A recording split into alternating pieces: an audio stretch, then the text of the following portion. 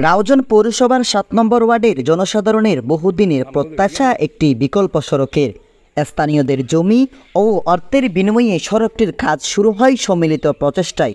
প্রায় ৩০০ ফিট দৈর্ঘ্য ও ১০ ফুট প্রস্থের মাওলানা ওয়াজেদ আলী চৌধুরী সড়কের উন্নয়নের কাজের জন্য স্থানীয় দানশীল ব্যক্তিদের জমি দান করার পরও সড়কের আংশিক অংশ নির্মাণের জন্য পৌর কর্তৃপক্ষ ৪ লাখ টাকা বরাদ্দ দেয়।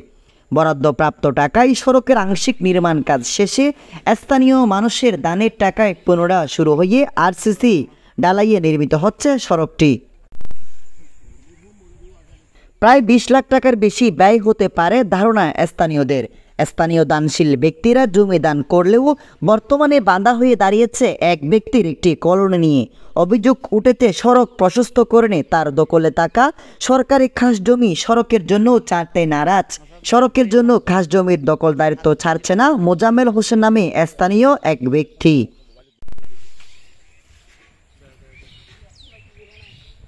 স্থানীয় মনসুর হাসান চৌধুরী নামে এক ব্যক্তি সড়কের জন্য খাস জায়গা উদ্ধার করতে রাউজান উপজেলা নির্বাহী কর্মকর্তা বরাবর লিখিত অভিযোগ করেন। অভিযোগটি আমলে নিয়ে রাউজান উপজেলা ভূমি অফিসের তহসিলদার সরজমিনে পরিদর্শনে যায়। স্থানীয় মনসুর হাসান চৌধুরী বলেন, রাউজান পৌরসভার ৭ নম্বর ওয়ার্ড মরহুম মৌলভী ওয়াজেদ আলী চৌধুরী বাড়ির সড়ক আরো ২০০ বছর পর্যন্ত আরো হলে রাস্তা ন হয়। আরো বাড়িয়ান হইলে সম্মানী ব্যক্তি জমিদার বাড়ি, আরো বাড়িয়ান জমিদার বাড়ি হলে কিছু ভূমিদস্যু হলে ভূমিদস্যু হল আর জিম্মি করে রাখি। আর ২০০ বছর বাদক গল উঠ পাই এই প্রভাবশালী আইজারে সরকার হাত জায়গা দখল করে রই ইনলো প্রতিবাদ করতে চাইলি মারামারি হারাহারি করে আয় রাউজান উপজেলা নির্বাহী মহোদয় সাহেবের আছে একটা আয় অভিযোগ দিলাম।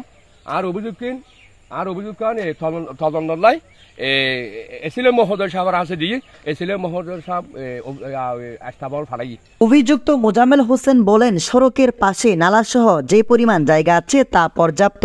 অভ্যন্তরীণ সড়কের জন্য এর চেয়ে বেশি জায়গা প্রয়োজন নেই।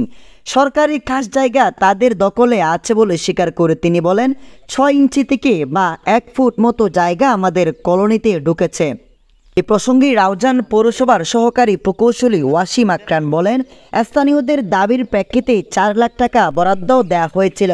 আমাদের বরাদ্দের টাকায় সড়কের আংশিক কাজের অংশ শেষ হয়েছে।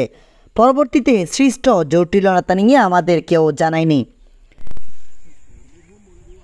এ প্রসঙ্গে রাউজান উপজেলা সহকারী কমিশনার ভূমি ও পৌর প্রশাসক মোহাম্মদ রিদওয়ানুল ইসলাম বলেন, এই বিষয়ে জেনে জানাতে হবে।